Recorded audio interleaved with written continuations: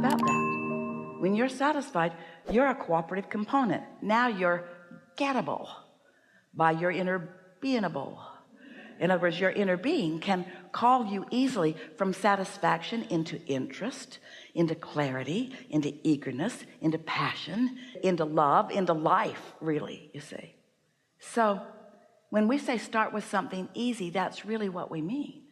So like maybe playing with one of my cats, or petting them with one of them in my lap, or anything that feels satisfying. What it really is, first it's an understanding of the concept. Imagine a cork floating and you hold it under the water. Let's call that resistance.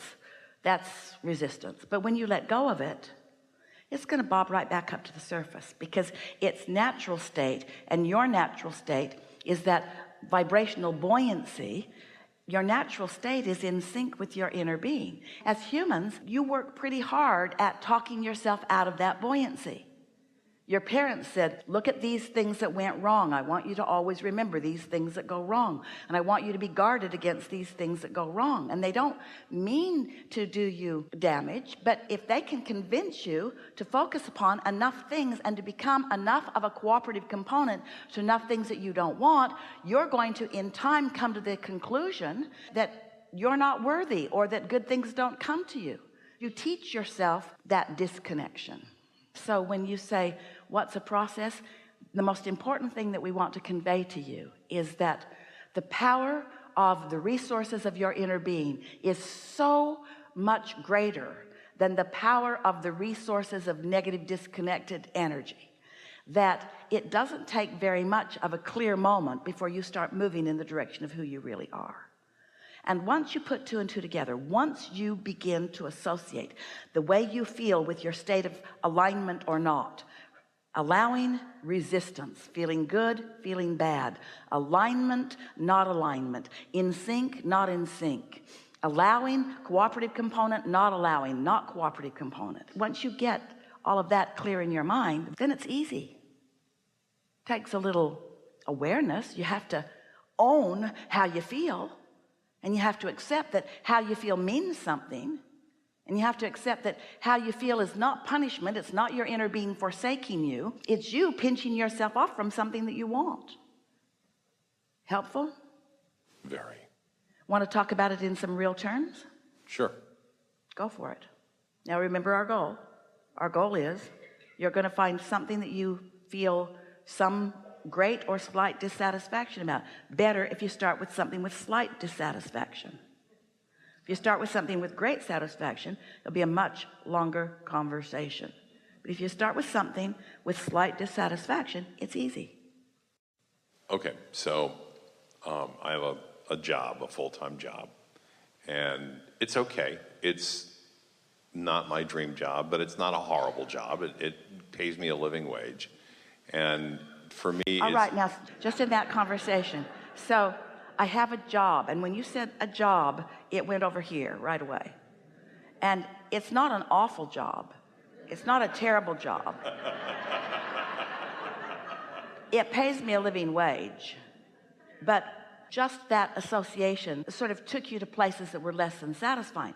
Now, it's brief, so let's clean it up as fast as we can. If this is a topic that you want to talk about, give us something that feels real to you, that feels satisfying. Okay, so I have the job, and what it allows me to do is it allows me to have time to work on my creative projects. That's satisfying, isn't it?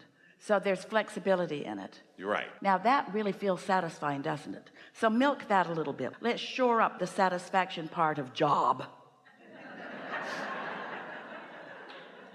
Okay, so there is some difficulty associated with the job. It's all right, but we're just saying, and you're not doing what we ask you to do at all.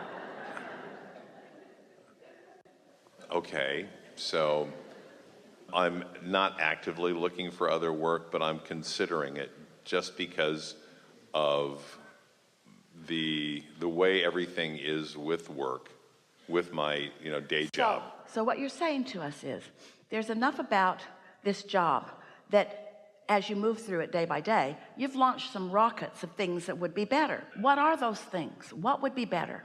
You've already got a little bit of time flexibility. What do you think you've put over here in the vortex? Can you articulate it at all? What do you think your inner being is focused upon relative to your job? Finishing the second draft of my book and submitting it to somebody who can read it and give me feedback. All right. To move me towards all publishing. Right, but now how clean is that subject?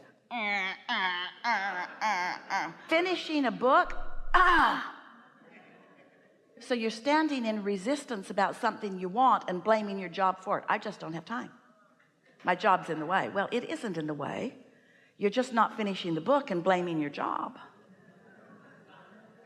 Because books come fast when you're tuned in, tapped in, turned on. The first draft did.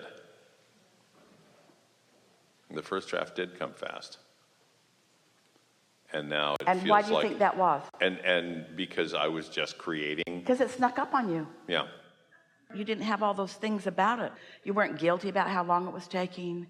You weren't worried about it. You didn't have other people's opinions mixed in with it. In other words, it was just in a pure place. So isn't it interesting? You think that you're talking to us about a job, and you're really talking to us about something else altogether, and using the job to explain why you're not where you want to be on another subject. This is what we mean by owning up. So what is this subject? This subject is you're a very creative being, really creative, with wonderful ideas.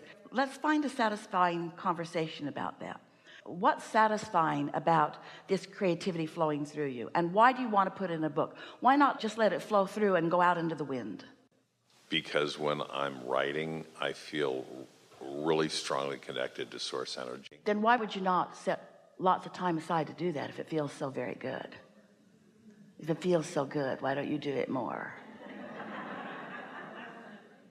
Because you're not really completely sure, and don't feel bad, almost no one else is either, that feeling good is really what you ought to be doing. There's a whole bunch of belief system in there that I got to have pain to have gain. Therefore, I'll work hard on this book. Or therefore, I'll push against this whatever excuse I'm currently using about why I'm not. But if you really mean it, if it really, really feels good to be tuned in and to have that flowing through you, then don't you sort of kind of want to do more of that? Yeah. And in a satisfying mode, wouldn't that satisfaction dominate? And wouldn't you do more that is satisfying? Because you know what you're saying to us? That's satisfying, but I keep choosing less satisfying things to do. And you know what's less satisfying than that? Everything. Everything is less satisfying than that. It is.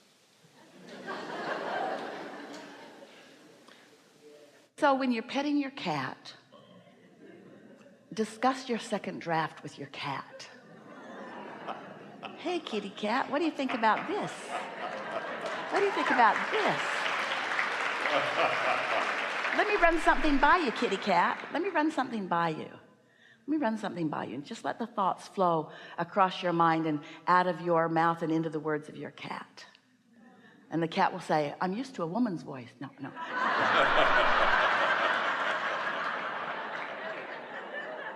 And then in that satisfaction, the momentum will grow. You'll say, okay, kitty, you're on your own for a minute. And then you'll go off and you'll write it or you'll adjust it. There'll be enough momentum that you'll be called into the more and more satisfying experience of that. The cooperative components are all lined up for you. And we loved your question, and this is the answer that we love so much in response to your question. You don't have to do much other than just find satisfaction a little more often for that satisfaction to turn into momentum that will lead you joyously towards so many things that you want. You just got to nudge yourself a little bit off that center point and allow the energy that is in your vortex to call you forward. It's so much easier than most let it be.